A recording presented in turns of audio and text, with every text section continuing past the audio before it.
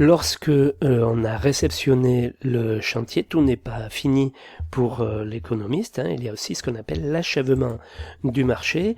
Donc au niveau des livrables, l'économiste va collecter les quitus. Les quitus, ce sont donc des documents qui indiquent que chacun a été payé, hein, voilà, qu'on lui doit plus rien, hein, voilà. Donc déclaration attestant l'achèvement et la conformité des travaux.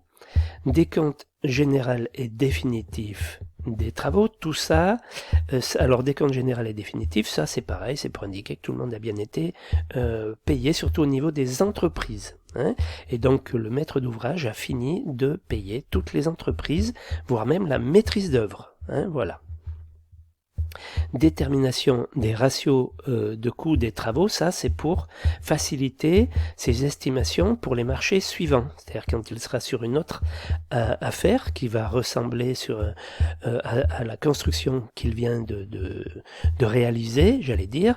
Donc il va utiliser des ratios, par exemple, si c'était un immeuble, il y avait 16 appartements, il va dire, il va diviser le prix du chantier par 16 pour avoir le coût d'un appartement en moyenne, voilà, ça va lui servir. S'il a un autre immeuble de logement qui ressemble beaucoup à celui qu'il vient de réaliser, voilà, un ratio, ça sert à ça. Ça sert à donner une idée du prix au maître d'ouvrage, et avec le temps, avec l'expérience, on a des ratios de plus en plus fins parce qu'on détermine de nouveaux ratios au fur et à mesure qui nous vont de mieux en mieux et qui permettent d'affiner le prix, hein, l'estimation du prix du projet. Donc les ratios, c'est capital pour un économiste, hein. Le métier d'économiste, on dit que c'est de l'expérience et des ratios, hein, voilà, parce qu'il n'a pas le temps de faire des métrés, hein, donc il va travailler avec des ratios. Solde de marché de maîtrise d'œuvre, comme il a fait le décompte général et définitif des travaux pour les entreprises, il y a exactement la même chose pour les marchés de maîtrise d'œuvre. On vérifie que tout a bien été payé par le maître d'ouvrage.